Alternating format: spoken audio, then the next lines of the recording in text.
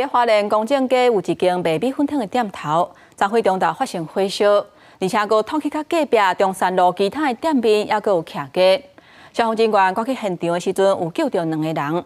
初步推测，有可能是店面后壁的灶卡导火造成的。也若即个火灾详细原因，也要调查。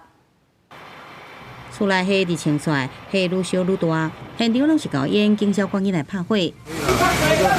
消防兵、消防人员出动，紧装水拍火，警察甲围伫边仔民众赶开。原来导火所在伫花莲公正街是真闹热的所在，有名的美食小食店有真多。23点到12点外，一间米粉汤店灶卡向导火，但过拍火速度和住户来批评。烟很大，我们就说为什么不赶快帮我们家降温？他没有降温，然后等到火出来了才给我降温，那我的家就莫名其妙这样没了。这摆火烧厝毋若公正街店面，建筑大部分是柴起的甲铁甲厝，火炭烧真紧，有方向关系。大火也炭烧到中山路，当地消防局统计，总共有4户受到影响，竟然一度有人掉伫内底。没有事啊，你检查一下。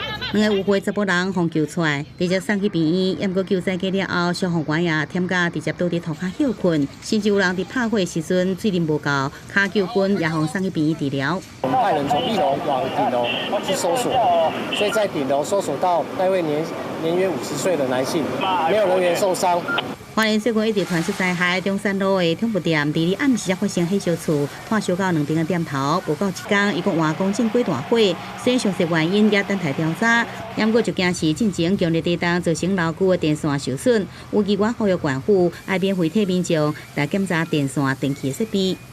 是不是跟地震后许多因为旧线路受损，现在开始营业之后，而造成的线路短路？花莲县长市政委也到现场了解状况，对着连续2层的火烧厝，消防局建议将来修起厝隔间壁材质，应采用石膏板也是细酸盖板，较有防火效果。记者综合报道。